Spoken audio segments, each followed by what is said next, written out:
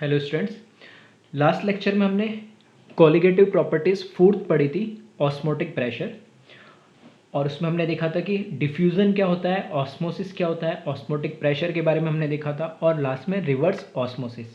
आज हम उस पर कुछ न्यूमेरिकल्स देखेंगे और उससे रिलेटेड कुछ पॉइंट है जो मैंने नोट के फॉर्म में लिखा रहा हूँ। तो फर्स्ट पॉइंट ये है आइसोटोनिक सॉल्यूशन। आइसोटोनिक सॉल्यूशन ये वर्ड दिखा हुआ मिलेगा तुम्हें। तो इसका मतलब क्या है? Solution having same osmotic pressure which results they have same concentration at constant temperature. Iso का मतलब होता है सेम, ठीक है। तो यहाँ सेम, आइसोटोनिक से मतलब है ऐसे दो सॉल्यूशन जिनका ऑस्मोटिक प्रेशर की वैल्यू क्या है, सेम है। तो अगर ऑस्मोटिक प्रेशर सेम होगा तो मैंने एक सॉल्यूशन के लिए 1 नाम दिया, दूसरे के लिए 2, तो पाई 1 इक्वल्स टू पाई 2 लिखा। पाई हमने पता है फर्स्ट के लिए क्या होगा, I1 C1 R और T। R कांस्टेंट है, टेम्परेचर सेम है, तो इधर भी RT और यहाँ पे RT है। अगर फर्स्ट कंपोनेंट एसोसिएट या डिसोसिएट हो रहा है, एबनॉर्मल है, तो उसके लिए कुछ वैल्यू हो जाएगी आएगी, अदरवाइज क्या हो जाएगी, एबनॉर्मल है तो कुछ ग्रेटर देन 1 या लेस देन 1, अदरवाइज नॉर्मल है तो 1। कंसंट्रेशन जो भी सॉल्यूशन की सेम, इसी तरीके से I2C2 RT। तो RT से RT हम कैंसिल कर देंगे तो क्या बच जाएगा, I1 C1 equals to I2 C2। तो अब इधर कौन सा है, नॉर्मल कंपाउंड है या एबनॉर्मल कंपाउंड है, जो भी हो, ठीक है। अगर उनका ऑस्मोटिक प्रेशर क्या है, सेम है और वो आइसोटोनिक है, तो ये वैल्यूज उनकी कंसंट्रेशन बराबर हो जाएगी। सिर्फ उनका वेंटो फैक्टर का हमें ध्यान रखना है। और एग्जाम्पल की बात करें तो ब्लड जो हमारा आरबीसी होता है, ठीक है, रेड ब्लड कार्पेल्स जो होते हैं, वो आइसोटोनिक होता है किसके साथ? अगर मैं NaCl का एक सॉल्यूशन बनाऊं जिसकी कंसंट्रेशन हो 0.16 मोलरिटी, और यही किसको, इसको कंसंट्रेशन, इसको मैं कन्वर्ट करूँ अगर वेट बाय वॉल्यूम में, तो ये हो जाएगा 0.91% weight by volume of NaCl, ठीक है। सेकंड है, जैसे आइसोटोनिक होता है वैसे ही अगर कोई सॉल्यूशन पे लिखा है हाइपो, हाइपो का मतलब हमें पता है ये कम होना, ठीक है। जैसे होता है, हम बोलते हैं हाइपोटेंशन, हाइपरटेंशन, ठीक है। हाइपर मतलब ज़्यादा, एक्सेस में बोलते हैं, हाइपो मतलब डेफिशिएंसी बोल सकते हैं, कम बोल सकते हैं। तो हाइपोटोनिक मतलब वो सॉल्यूशन जिसका ऑस्मोटिक प्रेशर की वैल्यू कम है, और हाइपरटोनिक मतलब जिसका ऑस्मोटिक प्रेशर की वैल्यू ज़्यादा है, अगर किसी दो का हम कंपेयर करें। तो इसी तरीके से मैंने लिख दिया हाइपरटोनिक सॉल्यूशन अगर पाई 1 है किसी के लिए, तो वो लेस देन हो जाएगी अगर सामने वाला उसके लिए क्या हो जाएगा, हाइपरटोनिक, अगर उसकी ऑस्मोटिक प्रेशर की वैल्यू क्या है, ज़्यादा है। थर्ड पॉइंट इसमें, when two or more than two solute present in the solution, then total osmotic pressure of solution is sum of osmotic pressure of individual solute। अगर एक सॉल्यूशन में दो या दो से ज़्यादा सॉल्यूट प्रेजेंट है, तो उस पूरे सॉल्यूशन का अगर मुझे ऑस्मोटिक प्रेशर कैलकुलेट करना है, तो इंडिविजुअल सॉल्यूट की वजह से जो ऑस्मोटिक प्रेशर क्रिएट होगा, उन सभी का मैं क्या कर दूंगा, समेशन कर दूंगा, तो टोटल सॉल्यूशन का क्या आ जाएगा, ऑस्मोटिक प्रेशर आ जाएगा। तो इसको हम इस तरीके से लिख सकते हैं, पाई टोटल मतलब total osmotic pressure which is equals to pi of solute 1, मतलब सॉल्यूट 1 की वजह से जो ऑस्मोटिक प्रेशर है प्लस सॉल्यूट 2 की वजह से जो ऑस्मोटिक प्रेशर है, प्लस अगर थर्ड होता तो उसके तरीके, तो डॉट इस तरीके से मैंने डैश डैश डैश कर दिया है। ये बिल्कुल सेम वैसा ही है जैसे हमने जो कॉलिगेटिव प्रॉपर्टी थी elevation in boiling point and depression in freezing point में हमने लिखी थी, उसमें भी नोट में, कि अगर हमें एक सॉल्यूशन में दो या दो से ज़्यादा सॉल्यूट है, तो उस सॉल्यूशन के अंदर हमें टोटल एलिवेशन पता करना हो तो इंडिविजुअल सॉल्यूट की वजह से पता कर लो और सबको क्या कर दो, ऐड कर दो। इसी तरीके से डिप्रेशन इन फ्रीजिंग पॉइंट में भी हमने देखा था दोनों को, इसलिए मैंने साथ लिखा दिया था। नेक्स्ट पॉइंट इसमें है when two solution are mixed then osmotic pressure of final solution is given by। अगर हमारे पास दो अलग अलग टाइप के सॉल्यूशन है तो उसका ऑस्मोटिक प्रेशर भी अलग अलग होगा। तो पहले सॉल्यूशन का ऑस्मोटिक प्रेशर मैंने माना पाई 1, सेकंड वाले सॉल्यूशन का ऑस्मोटिक प्रेशर मैंने मान लिया पाई 2। इन दोनों को मैंने क्या करा, आपस में मिक्स कर दिया। दोनों में फ़र्क समझ लेना, यह एक ही सॉल्यूशन है, उसके अंदर एक से ज़्यादा सॉल्यूट है। यहाँ पे ये दो अलग अलग सॉल्यूशन है जिनको हम मिक्स करके बना रहे हैं या मिक्सिंग हो रही है। तो पहले सॉल्यूशन का ऑस्मोटिक प्रेशर पाई 1 है, सेकंड सॉल्यूशन का ऑस्मोटिक प्रेशर पाई 2 है। अगर पहले सॉल्यूशन का मैंने V1 वॉल्यूम लिया और सेकंड सॉल्यूशन का V2 वॉल्यूम लिया, तो इस तरीके से हम इसको लिखेंगे pi 1 V1 plus pi 2 V2 is equals to pi 3 V3।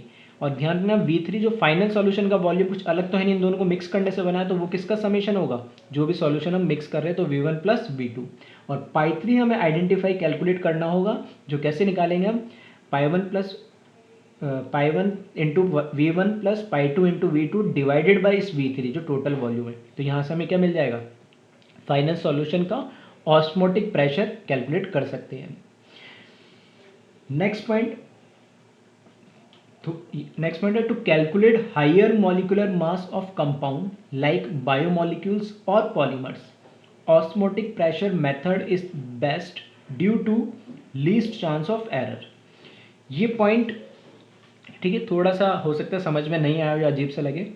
Actually ये ऐसा का ऐसा ये पॉइंट क्या है, नीट में एक बार पूछा गया है कि अगर हमें किसी हायर मॉलिक्यूलर मास को, ठीक है, जिसका मॉलिक्यूलर मास बहुत ज़्यादा, लाइक पॉलीमर जिसमें बहुत सारे मॉलिक्यूल्स कनेक्टेड होते हैं, तो उनका अगर मॉलिक्यूलर मास कैलकुलेट करना है तो कौन सा मेथड होगा जो कि बेस्ट होगा और उससे अप्रोप्रिएट या एग्जैक्ट सही वैल्यू के क्लोज पहुंच पाए। एग्जैक्ट तो नहीं बता सकते लेकिन हाँ उसके नियर बाई सेम पहुंच पाए, ठीक है, उसमें लीस्ट चांस ऑफ एरर कम हो। तो ये ऑस्मोटिक प्रेशर वाला जो मेथड होता है, ठीक है, ये एक्सपेरिमेंटली डिटरमाइन किया गया है, ठीक है, इसका ऐसा कुछ प्रूफ या हमारी कोई थ्योरी है नहीं। हाँ एग्जाम में ये क्वेश्चन आया हुआ है, इसलिए मैं एज ए नोट में इसको लिखा दे रहा हूँ, जिसको याद रखें कि अगर ऐसा कोई कंपाउंड जिसका मॉलिक्यूलर मास बहुत हाई होता है, उनका अगर हमें मॉलिक्यूलर मास कैलकुलेट करना है तो ऑस्मोटिक प्रेशर का एक मेथड होता है जिससे इसको कैलकुलेट किया जाता है। तो ये ध्यान इसलिए रखें क्योंकि अगर दोबारा कभी पूछे तो हमको एटलीस्ट ये चीज़ पता हो कि ऐसा कुछ होता है, एक लाइक इन्फॉर्मेशन है जिसे तुम्हें याद रखनी है, ठीक है। अब हम इस पे कुछ न्यूमेरिकल्स देख लेते हैं। तो पहले जल्दी से सारे पॉइंट नोट कर ले, फिर हम देखते हैं फर्स्ट न्यूमेरिकल इस पे।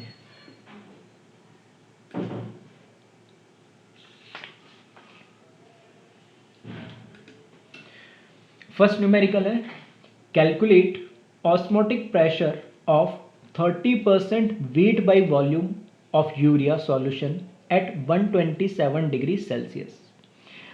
हमारे पास एक सॉल्यूशन दे रखा है यूरिया का 30% वेट बाई वॉल्यूम और टेम्परेचर दे दिया 127 डिग्री सेल्सियस। इस सॉल्यूशन का हमें ऑस्मोटिक प्रेशर कैलकुलेट करना है। तो कैसे कैलकुलेट करें? ऑस्मोटिक प्रेशर कैलकुलेट करने के लिए हमें फॉर्मूला पता है, pi equals to I into C into R T, ठीक है। तो वो फॉर्मूला अप्लाई करना है और उसका ऑस्मोटिक प्रेशर कैलकुलेट करना है। और सी का मतलब मैंने बताया था कंसंट्रेशन लास्ट लेक्चर में, और कंसंट्रेशन कोई अलग चीज़ नहीं है, इसमें एक्चुअल हमें कैलकुलेट क्या करनी है, मोलैरिटी, कैपिटल एम। तो एक बार वीडियो को पॉज करें और खुद से एक बार कैलकुलेट करें इसको, फिर देखते हम इसका सॉल्यूशन।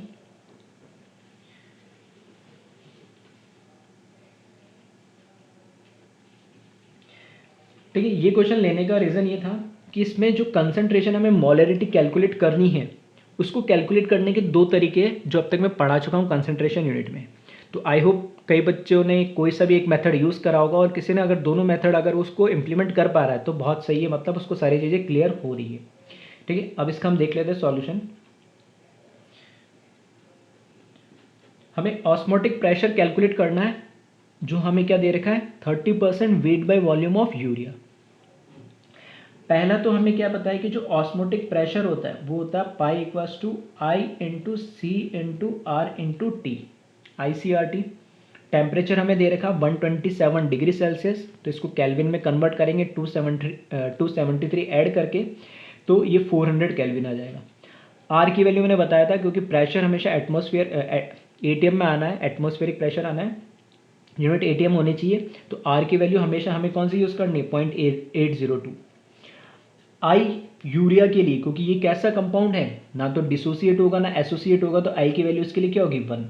अब बस हमें इसमें कैलकुलेट करना है सी, और सी कंसंट्रेशन, और कंसंट्रेशन मैंने क्या बताया, मोलैरिटी। तो सी को कैलकुलेट करना है या मोलैरिटी को कैलकुलेट करना, वही मेन इसमें था। तो आई होप कई बच्चे कर पाए होंगे इसकी कंसंट्रेशन या मोलैरिटी को कैलकुलेट। पहला तो तरीका है जो शॉर्ट ट्रिक मैंने एक बताया था, एक फॉर्मूला जिसको तुम डायरेक्ट ध्यान रखते, उसके लिए मैंने बताया था कि मोलैरिटी, ठीक है, अगर कैलकुलेट करना है, यही हमारे लिए क्या है, कंसंट्रेशन है। तो सी अगर कैलकुलेट करना है तो मोलैरिटी का फॉर्मूला है, मैंने बताया था 10 into % W/V divided by molecular weight of solute. ठीक है, ऐसा फॉर्मूला हमने एक स्पेशल फॉर्मूला करके 4 फॉर्मूले बनाए थे। ठीक है, कंसंट्रेशन जो हमने पढ़ा था जब उसका एंड करा था, तो इस तरीके से एक स्पेशल फार्मूला था, तो मोलरिटी और परसेंट W/V के अंदर ये डायरेक्ट रिलेशन था इनमें। तो इसका फ़ायदा ये है कि हमें जो वैल्यू है उसको डायरेक्ट रख सकते हैं और कैलकुलेट कर सकते हैं। नहीं तो यहाँ से अगर हम कैलकुलेट करें मोलरिटी को, ठीक है, तो मोलरिटी कितना हो जाएगा 10 इंटू परसेंट W/V की वैल्यू 30 डायरेक्ट, और मॉलिकुलर वेट ऑफ सॉल्यूट, ठीक है, क्योंकि हमारे पास क्या है, सॉल्यूट कौन है, यूरिया, और यूरिया का मॉलिकुलर वेट कितना होता है, यूरिया का मॉलिकुलर वेट, या इसको MB नाम दे देता हूँ, वो कितना होगा 60 ग्राम, ठीक है। अब तो याद हो गया होगा, कई बार हमने यूज़ कर लिया। तो यहाँ पर मैंने लिखा 60। अब इसको हम कैलकुलेट कर लेंगे, तो इसकी वैल्यू आ जाएगी कितनी 5। ये तो हुआ डायरेक्ट अगर शॉर्ट ट्रिक यूज़ करें या स्पेशल फार्मूला हम यूज़ करें। अगर किसी को ये फार्मूला याद नहीं आ रहा है, या कन्फ्यूज़न हो रहा है, या डाउट लग रहा है, तो हम इसको ऐसे भी कर सकते हैं 30% वेट बाय वॉल्यूम। इसका मतलब क्या है, that is 30 gram of urea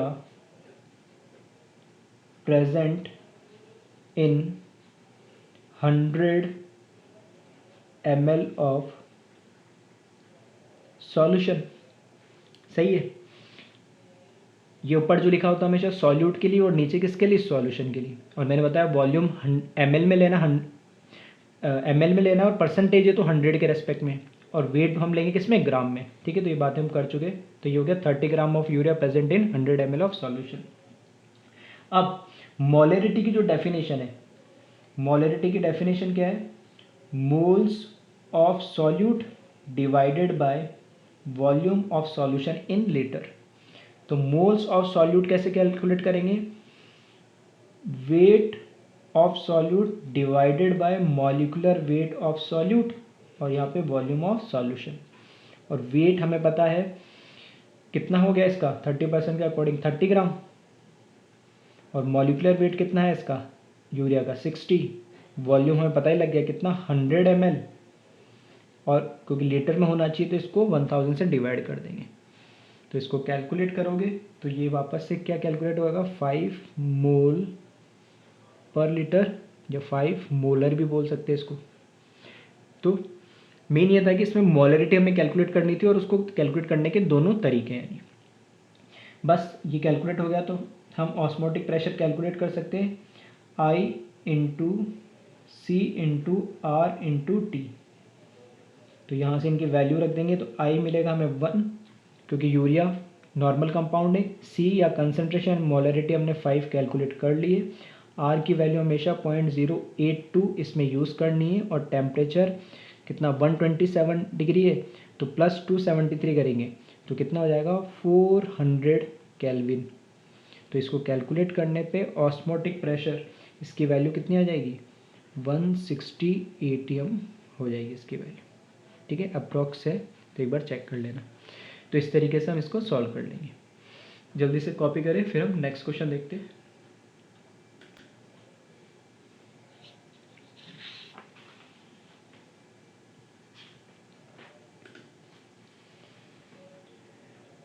next question है, calculate osmotic pressure of potassium hexacyanoferrate, that is K4FeCN6 solution having degree of ionization 75% at 227 degree Celsius and concentration of solution is decimolar, ठीक है।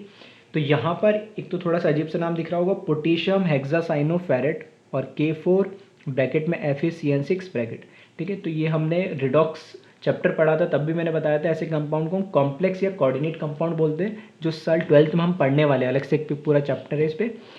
तो जो compound bracket में लिखा होता है square bracket में, उसको हम कॉम्प्लेक्स बोलते हैं। वो कैटाइन भी हो सकता है, एनाइन भी हो सकता है, और दोनों कैटाइन एनाइन दोनों भी पॉसिबल है। तो यहाँ पे क्योंकि जो बाद में लिखा होता है वो एनाइन होता है, जो पहले लिखा होता है वो कैटाइन, तो ये एनाइनिक कॉम्प्लेक्स है। अब इस क्वेश्चन में, ठीक है, इसमें हमें कैलकुलेट क्या करना है, इसका भी ऑस्मोटिक प्रेशर। तो एक बार वीडियो को पॉज करें और इसको भी एक बार से ट्राई करें, ठीक है। सारी चीज़ें कैलकुलेट हो जाएगी अगर सारे कॉन्सेप्ट या सारी चीज़ें तुम्हें समझ में आ रही है तो, ठीक है। तो आई होप कई लोगों ने कैलकुलेट कर लिया होगा इसको। अब देखते हैं इसको। तो इसमें हमें वही चीज़ है, pi equals to I into C into R into T. तो आर की वैल्यू तो फिक्स है, टेम्परेचर हमें दे रखा है, ठीक है। तो अब कैलकुलेट क्या करना है, एक तो आई, क्योंकि इसमें डिग्री ऑफ आयोनाइजेशन दे दिया, इसका मतलब है कुछ ना कुछ ये आयोनाइज हो रहा है, पूरा 100 नहीं हो रहा है, कितना हो रहा है, 75% ही हो रहा है। दूसरी चीज़ कंसंट्रेशन, जो कि इसने क्या दे रखी है इस बार, डेसीमोलर, और ये मैं बता चुका हूँ आमोलर, डेसीमोलर, सेंटीमोलर, इसका मतलब क्या होता है। तो पहले हम बात कर लेते हैं इसमें जो जो चीज़ हमें गिवन दे रखी है।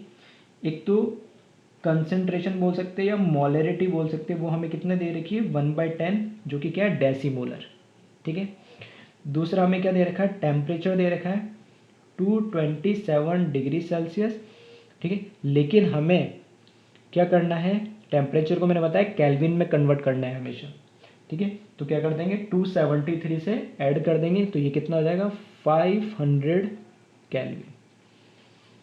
अब आर की वैल्यू तो हमें पता ही है, 0.082 यूज़ करनी है।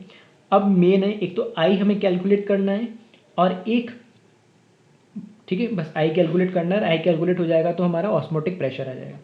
अब जो ये कंपाउंड लिख रखा है यहाँ पे K4FeCN6, इस तरीके से, ठीक है। तो हमने बोला था जो इलेक्ट्रोलाइट होते हैं जिसमें कैटायन एनायन होते हैं, ठीक है, आयोनिक कंपाउंड, तो किस तरीके से ब्रेक होते हैं। यहाँ पे हमें पता है पोटेशियम पे A प्लस होता है, 4 दे रखे, मतलब क्या हो जाएगा, 4K प्लस। अब कैटायन पे जितना चार्ज होगा, जितना पॉजिटिव चार्ज होगा कंपाउंड में, उतना ही टोटल कितना होगा, नेगेटिव चार्ज, मतलब इस पूरे ब्रैकेट पे कितना चार्ज है, 4 नेगेटिव।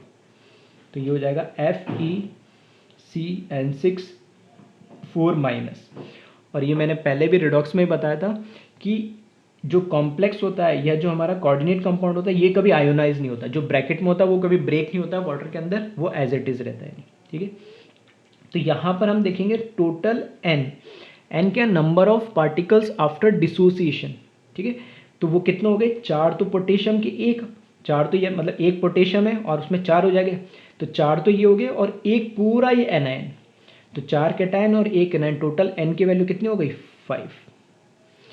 एन की वैल्यू 5 हो गई। और अल्फा, अल्फा हमें कितना दे रखा है, 75%, ठीक है, परसेंटेज में दे रखा है, लेकिन हमें डिग्री ऑफ डिसोसिएशन लेना होता है, तो अल्फा की वैल्यू कितनी हो जाएगी, 0.75, 100 से डिवाइड कर देंगे परसेंटेज से, तो क्योंकि अल्फा 0 और 1 के बीच में लाई करेगा, हम 1 मोल के लिए डिफाइन करते हैं, तो 75% का मतलब हो गया 0.75।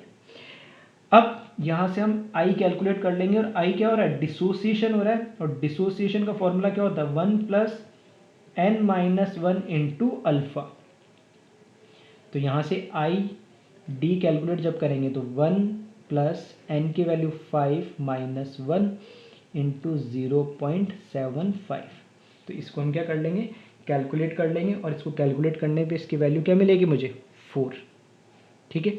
बस अब ऑस्मोटिक प्रेशर हमें कैलकुलेट करना है, तो i D into C into R into T, तो pi is equals to i D की वैल्यू कितनी आ गई, 4 इंटू कंसनट्रेशन या मोलरिटी सेम ही है, 1/10 इंटू 0.08 इंटू टेम्परेचर, ठीक है। डेसिमल के बाद 2 वैल्यू ले लोगे, वही काफ़ी है, ज़्यादा लेने की ज़रूरत नहीं है। टेम्परेचर कितना हो जाएगा, 500 केल्विन। बस इसको सॉल्व कर ले, तो पाई इज इक्वल्स टू, ठीक है, इसको कैलकुलेट करोगे तो ये आ जाएगा 1618, ठीक है। तो इस क्वेश्चन में बस एक खास बात था कि कॉम्प्लेक्स कंपाउंड था, उस कॉम्प्लेक्स कंपाउंड को हमें देखना था किस तरीके से ब्रेक होता है। तो हमें ये पता था कि पोटेशियम पे एक पॉजिटिव चार्ज हो सकता है, तो 4 है तो 4 प्लस हो जाएंगे, और बाकी एक कॉम्प्लेक्स एनायन है, तो ये कभी ब्रेक नहीं होता, जितना पॉजिटिव होगा उतना ही क्या होगा, नेगेटिव होगा। इस तरीके से हम ब्रेक करके इसको सॉल्व कर लेंगे, ठीक है। तो इसको नोट करें, फिर देखते हैं नेक्स्ट क्वेश्चन।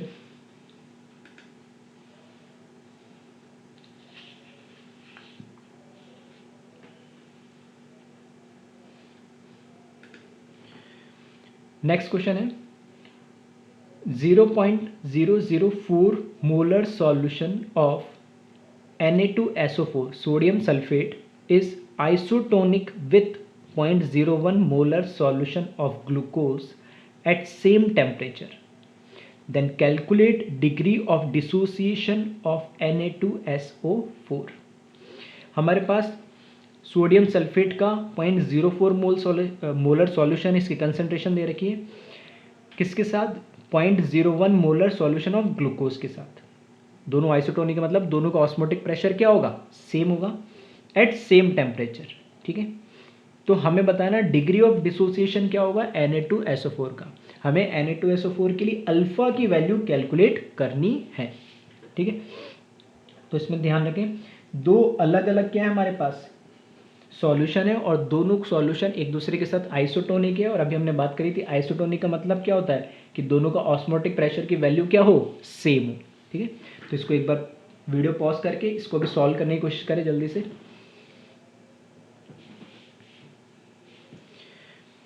ठीक है, अब देखते हैं हम इसका सॉल्यूशन। तो हमारे पास देखो एक तो दे रखा है Na2SO4। ठीक है, इसकी मोलरिटी या इसका कंसंट्रेशन हमें दे रखा है, जब मैं इसको नाम दे दूँ ऐसे C1 नाम दे देता हूँ। ठीक है, कंसंट्रेशन Na2SO4 को C1 बोला और ये दे रखा है 0.004 मोलर। एंड हमारे पास क्या दे रखा है ग्लूकोज। तो ग्लूकोज को मैंने इसकी कंसंट्रेशन को C2 से रिप्रेजेंट करा और ये दे दिया 0.01 मोलर, ये हमें गिवन दे रखा है। तो दोनों एक दूसरे के साथ क्या आइसोटोनिक है। ठीक है, तो both are isotonic with each other then π1 must be equals to π2। ठीक है, 1 मैं Na2SO4 के लिए यूज़ कर रहा हूँ और 2 ग्लूकोज के लिए यूज़ कर रहा हूँ। तो इसका क्या होगा I1 C1 R into T, इसी तरीके से I2 C2 R into T. तो RT और RT यहाँ से तो क्या हो जाएगा कैंसिल आउट, सिर्फ यहाँ क्या बचेगा I1 C1 is equals to I2 C2। अब Na2SO4 के लिए हमें क्या करना है I1 की वैल्यू निकालनी है, C1 हमें पता है, C2 हमें पता है और I2 को कि क्या ग्लूकोज है तो ये नॉर्मल कंपाउंड है, ना एसोसिएट होगा ना डिसोसिएट होगा ग्लूकोज, तो I2 की वैल्यू कितनी हो जाएगी 1। तो अल्टीमेटली हमें कैलकुलेट क्या करना है, यहाँ से I1 की वैल्यू करनी है, तो ये हो जाएगा I2 into C2 upon C1। सही है, अब जब I1 की वैल्यू हमें पता लग जाएगी तब हम इससे अल्फ़ा कैलकुलेट कर सकते हैं। तो यहाँ पर देखें ये हो जाएगा 1 I2 की वैल्यू, C2 हमें दे रखा है 0.01 और C1 की वैल्यू दे रखी है हमें 0.004। सही है, ये हमें पता लग गई I1 की वैल्यू। अब जो I1 है वो किसके लिए कैलकुलेट कर रहा हम Na2SO4 के लिए। तो Na2SO4 जब डिसोसिएट होगा तो किस तरीके से होगा 2Na प्लस और SO4 - 2 के फॉर्म में। तो यहाँ पर टोटल नंबर ऑफ आयंस कितने हो गए, 2 कैटायन 2 और एक sulphate 3, total number of ions हो गए 3। ठीक है, तो N क्या है total number of ions after क्या डिसोसिएशन। तो यहाँ से जब मैं I1 की वैल्यू कैलकुलेट करूँ, ठीक है, तो ये क्या होगा 1 + N-1 इंटू अल्फ़ा। ठीक है, तो यहाँ से I1 हम लिख सकते हैं 1 + N की वैल्यू हो जाएगी 3 - 1 अल्फ़ा। तो I1 इज इक्वल्स टू 3 - 1 कितना हो जाएगा 2, तो 1 + 2 अल्फ़ा। तो एक तो हमें इक्वेशन ये मिल गई फर्स्ट और एक इक्वेशन हमें ये मिल गई है। ये हमने कैलकुलेट करा आइसोटोनिक को इक्वेट करके और ये हमने कैलकुलेट करा कहाँ से डिसोसिएशन वाली इक्वेशन से, आईडी वाली से। तो दोनों को इक्वेट करेंगे तो फ्रॉम फर्स्ट एंड सेकंड, ठीक है, तो इसकी वैल्यू यहाँ से लिख दें हम, ये हो जाएगा 1 + 2 अल्फ़ा, ये लिखा मैंने, is equals to 0.01 divided by 0.004।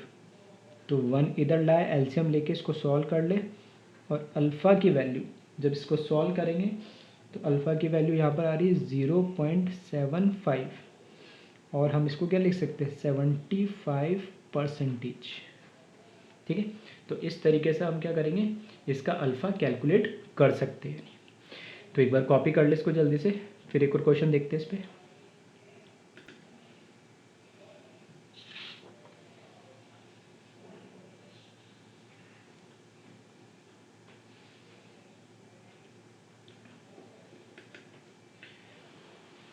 Next question दे रखा है 4 gram of urea and 10 gram of NaCl dissolved in 500 ml of water at 27 degree Celsius.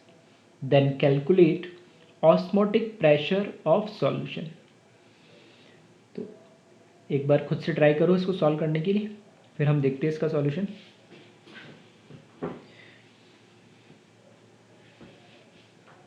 ठीक है, तो कई लोग समझ गए होंगे कि यहाँ पर क्या है, दो सॉल्यूट है, एक 4 ग्राम ऑफ यूरिया और एक है 10 gram of NaCl। 4 gram of urea and 10 gram of NaCl dissolve in 500 ml of water. पानी के 500 ml हमें वाटर दे रखा है, उसमें यूरिया जो कि नॉन वोलेटाइल होता है 4 ग्राम ऐड करा, NaCl ये भी नॉन वोलेटाइल होता है उसका 10 ग्राम ऐड करा 27 डिग्री पे। तो अब एक सॉल्यूशन में दो सॉल्यूट हो गए और उस सॉल्यूशन का हमें क्या बताना है, ऑस्मोटिक प्रेशर बताना है। तो मैंने अभी बताया था, नोट में लिखाया था कि अगर एक सॉल्यूशन में दो या दो से ज़्यादा सॉल्यूट प्रेजेंट हो तो इंडिविजुअल सॉल्यूट की वजह से जो ऑस्मोटिक प्रेशर होगा उन सबको ऐड कर देंगे तो टोटल सॉल्यूशन का ऑस्मोटिक प्रेशर आ जाएगा। ठीक है, तो कई लोग इसको कैलकुलेट कर चुके होंगे। ठीक है, तो अब देखते हैं इसमें हमारे पास यहाँ पे क्या है, दो सॉल्यूट है। तो सॉल्यूट 1 को मैंने नाम दे दिया यूरिया। ठीक है, तो यूरिया का, ठीक है, वेट ऑफ यूरिया लिख देता हूँ क्योंकि दो सॉल्यूट हो गए। तो वेट ऑफ यूरिया हमें दे दिया 4 gram and molecular weight of urea ये कितना होता है 60 ग्राम। उसी तरीके से जो सॉल्यूट 2 है वो मैंने बोल दिया कौन है, NaCl सोडियम क्लोराइड। तो इसका वेट ऑफ NaCl हमें दे रखा कितना 10 gram and molecular weight of NaCl ये कितना होता है, सोडियम का 23 और क्लोरीन का 35.5, तो ये हो जाएगा 58.5 ग्राम। सही है। ठीक है, कुछ वैल्यूज़ मैं गिवन नहीं दे रहा हूँ, यह पता ही होगी और एग्जाम में आएगा तो गिवन आ जाएगी। ठीक है, मॉलिक्यूलर वेट वगैरह सब गिवन होते, यूरिया का कई बार हम डिस्कस कर चुके हैं इसलिए मैं नहीं बता रहा। ठीक है, अब यहाँ पर दोनों के इंडिविजुअल की वजह से जो प्रेशर होगा है ना, जो ऑस्मोटिक प्रेशर होगा उन दोनों को ऐड कर देंगे तो हमारे पास टोटल सॉल्यूशन का क्या आ जाएगा, ऑस्मोटिक प्रेशर आ जाएगा। तो अगर मैं बात करूँ इसमें से यूरिया की, तो यूरिया तो क्या है, एक नॉर्मल कंपाउंड है, ना तो एसोसिएट होगा ना ही डिसोसिएट होगा। लेकिन NaCl, जो NaCl है वो हमें पता है वाटर में डालते ही क्या होगा Na+ और क्या हो रहा है Cl- में क्या होने लगेगा, डिसोसिएट। तो N की वैल्यू यहाँ पर क्या मिल गई हमें 2। अब इस क्वेश्चन में कहीं पे भी डिग्री ऑफ डिसोसिएशन या डिग्री ऑफ आयोनाइजेशन या अल्फ़ा की वैल्यू नहीं दी गई है। तो जब मैंने बोला था ऐसा नहीं हो तो अल्फ़ा हमेशा क्या मान लेंगे 1। तो इस केस में क्योंकि ID होगा वो होता है 1 + n-1 अल्फ़ा। तो अल्फ़ा नहीं दे रखा है तो इसको क्या मान लेंगे 1। तो 1 + 2 - 1 × 1, तो ये कितना आ जाएगा 2। और सिंपल सा ध्यान रखो कि कभी भी अल्फ़ा नहीं दे रखा हो डिसोसिएशन में तो जितने नंबर ऑफ आयंस में ब्रेक हो रहा है वही उसकी ID की वैल्यू हो जाएगी। 2 आयंस में ब्रेक हो रहा है तो देखो ID की वैल्यू भी अपना क्या आ रही है 2 आ रही है। अब यहाँ पर हम टोटल ऑस्मोटिक प्रेशर जब हम कैलकुलेट करेंगे, ठीक है, तो मैं दोनों को अलग अलग ना करके एक साथ लिख दे रहा हूँ, π1 + π2। π1 यूरिया के लिए, π2 NaCl के लिए। तो π1 की वैल्यू आएगी I1C1 RT प्लस यहाँ पर आएगी I2C2 और RT। यहाँ पर ठीक है इस तरीके से लिख रहा हूँ मैं। क्योंकि आर टी इसमें भी आ रहा है, आर टी इसमें आ रहा है, तो 2 बार कैलकुलेट ना करके इसको क्या करें, कॉमन ले ले और फिर एक बाद में एक साथ कैलकुलेट कर ले। तो यहाँ पर आ जाएगा I1C1 प्लस I2C2 और यहाँ पर क्या RT। अब I1 की वैल्यू, क्योंकि 1 किसको नाम दिया हमने, यूरिया का, तो ये तो नॉर्मल है, ना एसोसिएट होगा ना डिसोसिएट होगा, तो I1 की वैल्यू तो हो गई 1। फिर मैं लिख रहा हूँ कंसंट्रेशन, कंसंट्रेशन मतलब क्या, मोलरिटी, और मोलरिटी कैसे निकालेंगे, moles per litre of solution. तो हमें निकालने मोल्स या मोलरिटी निकालनी है, तो मोलरिटी के लिए मोल्स निकाल लोगे, मोल्स किसके, यूरिया के। तो वेट हमें दे रखा है, मॉलिकुलर वेट हमें पता है, तो 4 डिवाइडेड बाई 60, ये तो हो गया क्या, मोल्स। और कितने सॉल्यूशन में, 500 सॉल्यूशन में, तो डिवाइड बाय 500 डिवाइडेड बाय 1000, क्यों, क्योंकि हमें किस में दे रखा है, ml में दे रखा है, तो उसको लीटर में कन्वर्ट करने के लिए 1000 से डिवाइड कर दिया। प्लस I2, इस केस में 2 हमने NaCl को नाम दिया, और इसके लिए जो I की वैल्यू आ रही है I2 मतलब ID के बराबर हो जाएगा, वो कितना है 2, तो यहाँ लिखेंगे हम 2।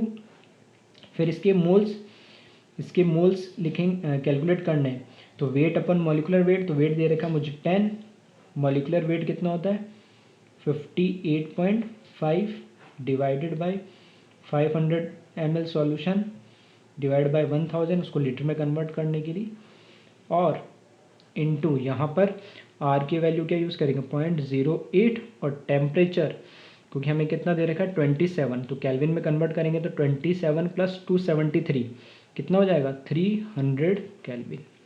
तो इस तरीके से इसको सॉल्व कर लेंगे। इसी को अगर समझने में प्रॉब्लम आ रही हो किसी को, ठीक है, तो इसी को मैं इस फॉर्म में लिख दे रहा हूँ। यहाँ पर मैंने लिखा I1 और यहाँ पर मैं लिख रहा हूँ वेट ऑफ, क्योंकि 1 मैंने किसको नाम दिया यूरिया का, weight of urea divided by molecular weight of urea upon volume in ml लिख लो, और डिवाइडेड बाय क्या करा मैंने 1000, इस तरीके से लिखा है।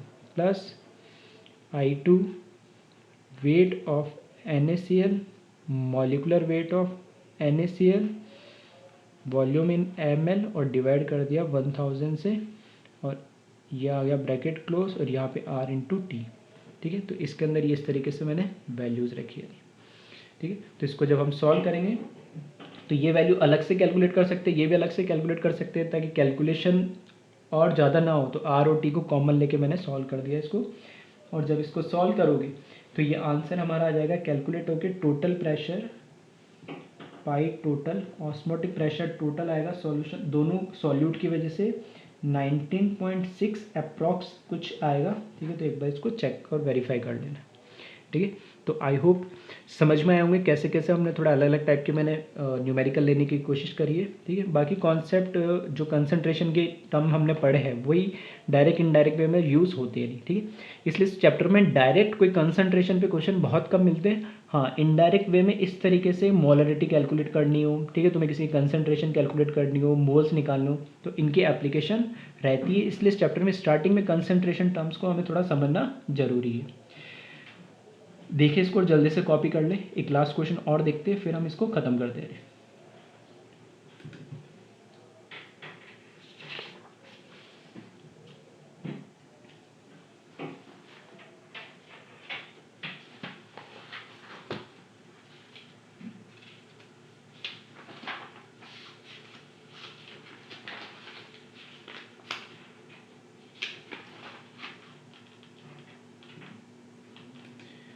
ठीक है, अब इसमें एक टाइप का क्वेश्चन और है जो कि बहुत इस टाइप के क्वेश्चन कॉमनली पूछे जाते हैं। ठीक, तो मैं यहाँ पे बहुत ज़्यादा लैंग्वेज लिख के या नहीं दे रहा हूँ, एनसीईआरटी में भी इस टाइप के क्वेश्चन तुम्हें मिल जाएगा। इस तरीके के क्वेश्चन दे रखे होंगे। ठीक है, एक बहुत कॉमन है, उसी को मैं बता रहा हूँ डायरेक्ट वे में कि एक मैंने क्या करा, एक मैंने इस तरीके से एक कंटेनर ले लिया और इस कंटेनर के अंदर मैंने क्या डाल दिया, एग डाल दिया। एक और दूसरा मैंने कंटेनर लिया और उस कंटेनर में भी एक एग डाल दिया। ठीक है, अंडा रख दिया हमने। अब ये एग कैसे रखा है, क्योंकि हमें पता है नॉर्मल जो एग होता है उसकी जो बाहर के, ठीक है, बाहर का जो सरफेस होता है बहुत हार्ड होता है, कैल्शियम कार्बोनेट का होता है वो। उस कैल्शियम कार्बोनेट का जो सरफेस हार्ड होता है, अगर हम उसको HCl, ठीक है, या एसिटिक एसिड के सॉल्यूशन के अंदर हम धीरे धीरे डिजोल्व करेंगे तो वो जो हार्ड मटेरियल है कैल्शियम कार्बोनेट धीरे धीरे वो रिमूव होने लगेगा। जैसे ही वो हटेगा तो उसमें एक फाइन लेयर सी बच जाती है, पूरा जब हट जाएगा ना तो धीरे से लास्ट में बहुत फाइन सी पतली सी लेयर बचती है, और वो जो लेयर है वो किसकी जैसे काम करती है, एक सेमी परमिएबल मेम्ब्रेन SPM की जैसे काम करती है। अब जब उस एग को अगर मैं इस तरीके से दो अलग अलग कंटेनर में मैंने रख दिया, अगर इस कंटेनर के अंदर मैंने मान लिया या तो H2 है या बहुत ही लाइक डाइल्यूट सॉल्यूशन लिया मैंने, ठीक है, जिसकी कंसंट्रेशन बहुत कम है, डाइल्यूट सॉल्यूशन ऑफ NaCl, कुछ भी हो सकते हैं, या तो प्योर पानी ले लो H2 ले लो, या फिर डाइल्यूट सॉल्यूशन ऑफ NaCl ले लो।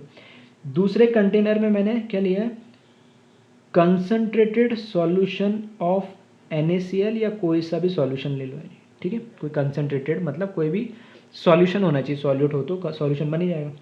तो एक तो डाइल्यूट या फिर मैं प्योर सॉल्वेंट टाइप ले लूँ, और एक कंसंट्रेटेड ले लिया। तो अब इसके अंदर जो ये एग है, ठीक है, जिसका हम बाहर का हार्ड सरफेस है उसको क्या है हटा चुके HCl या हम एसिटिक एसिड में डाल के। तो अब क्वेश्चन ये पूछा जाता है कि जब इस एग को इस कंटेनर में डालेंगे जिसमें H2 या बहुत डाइल्यूट सॉल्यूशन है तो इस पर क्या इम्पैक्ट होगा, और अगर कंसंट्रेटेड में डालेंगे तो क्या इम्पैक्ट होगा।